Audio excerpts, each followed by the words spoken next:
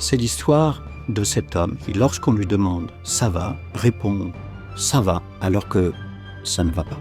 C'est l'histoire d'une association qui a été créée par l'un de mes amis et qui accompagne des patrons, des entrepreneurs qui ont fait faillite. C'est l'histoire de cette femme qui emmène ses enfants à l'école, qui se maquille, qui sourit, qui tient sa tête haute pour ne pas montrer qu'à la maison, le soir, elle est battue par son mari. Aujourd'hui, dans cet épisode, je voudrais répondre à la question « Pourquoi est-il aussi important de savoir demander de l'aide ?»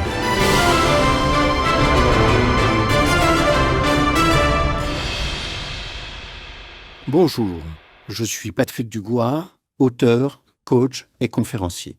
J'anime cette chaîne depuis plusieurs années maintenant et je vous propose régulièrement des vidéos, des contenus pour vous aider dans vos processus de résilience. Si vous êtes nouveau sur la chaîne, surtout abonnez-vous, cliquez sur la cloche, ça vous permettra de recevoir une information pour les prochains épisodes. Pourquoi autant de personnes en difficulté ne demandent pas d'aide ? Que ce soit la femme qui se trouve maltraitée, que ce soit la personne qui a perdu son entreprise, qui a fait faillite, que ce soit quelqu'un qui est dépressif, beaucoup de personnes en difficulté ne demandent pas d'aide. Il y a à cela un certain nombre de raisons psychologiques ou culturelles. La première raison très importante, c'est que beaucoup de personnes s'imaginent que dès lors qu'elles vont demander de l'aide à quelqu'un, elles vont se retrouver en dette, elles vont se retrouver redevables et elles vous diront, lorsque vous échangez avec elles, qu'elles souhaitent ne rien devoir à personne. Cette attitude, qui peut paraître un signe d'autonomie, de responsabilité, est en réalité inconsciemment une manière de refuser les soutiens, de ne pas prendre les soutiens.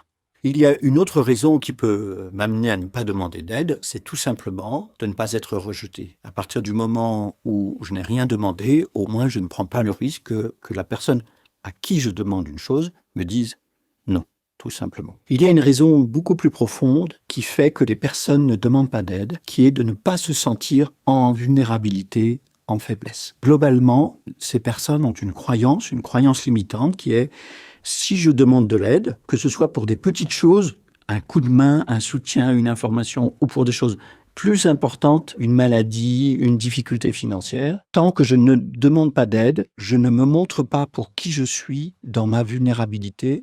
Et la vulnérabilité, pour ces personnes, est interprétée et comprise comme une faiblesse. Puis, il y a encore une autre raison majeure qui faut que beaucoup de personnes ne demandent pas d'aide. Cette raison s'appelle la honte. Si j'ai été chef d'entreprise et que j'ai fait faillite, eh bien, pour moi, c'est très, très difficile d'assumer cette nouvelle identité qui est non plus d'avoir gagné, chef d'entreprise, mais d'avoir perdu, d'être entre guillemets un loser. Et pour ne pas affronter le regard de l'autre, pour ne pas s'assumer avec ma difficulté, eh bien, c'est la honte qui prend le dessus. Je préfère ne pas montrer, ne pas demander d'aide et j'ai toutes les chances d'aller encore plus mal. C'est cette même raison qui va amener une personne en dépression à vous répondre que ça va, alors même que ça ne va pas. C'est une manière pour elle de ne pas affronter ce qu'elle vit comme une honte, d'être en dépression, comme si être en dépression, c'était un aveu d'être quelqu'un de faible, alors que la dépression,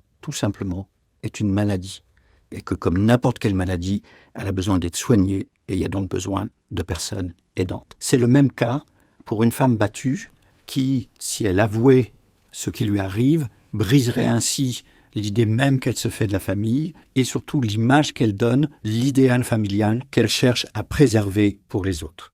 Pourtant, savoir demander de l'aide, apprendre à demander de l'aide régulièrement est indispensable.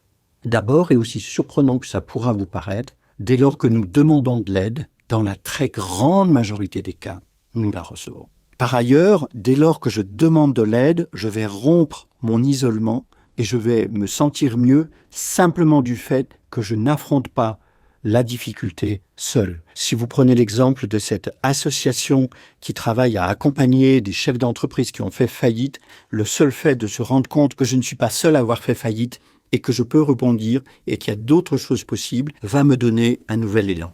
Par exemple, des études réalisées au sein des universités américaines montrent que les étudiants qui osent demander de l'aide, qui osent indiquer qu'ils n'ont pas compris, qui osent solliciter leurs enseignants, vont avoir de bien meilleurs résultats que ceux qui préfèrent ne rien dire et prétendre qu'ils ont tout compris. Non seulement savoir demander de l'aide est évidemment indispensable, mais contrairement à des idées reçues, demander de l'aide n'est pas une faiblesse, c'est une force, c'est même une ressource. Ainsi, une étude réalisée par l'université de Berkeley, en Californie, montre que 80% des personnes qui ont été interrogées ont vu leur capacité à résoudre des problèmes augmenter à la faveur d'une demande d'aide. Vous le comprenez, demander de l'aide est indispensable, c'est une force, et c'est même dans tous les travaux menés sur la résilience, une des caractéristiques majeures du processus de résilience. Cette caractéristique, lorsqu'elle est mobilisée, permet de rompre l'isolement, qui est un obstacle à la résilience, permet de dépasser sa honte et va immédiatement vous permettre de vous sentir en capacité de faire face à votre difficulté, quelle qu'elle soit. Comme le dit un proverbe, un poids porté ensemble pèse comme une plume. Si vous faites partie de ces personnes qui sentent au fond d'elles-mêmes qu'elles ont des difficultés, qu'elles ne parviennent pas à demander de l'aide, alors surtout, s'il vous plaît, allez vers quelqu'un, allez vers une personne proche, allez voir un spécialiste, mais surtout, osez, franchissez le pas et vous verrez à quel point votre difficulté sera plus facile à aborder et comment vous vous sentirez davantage en capacité de la traverser.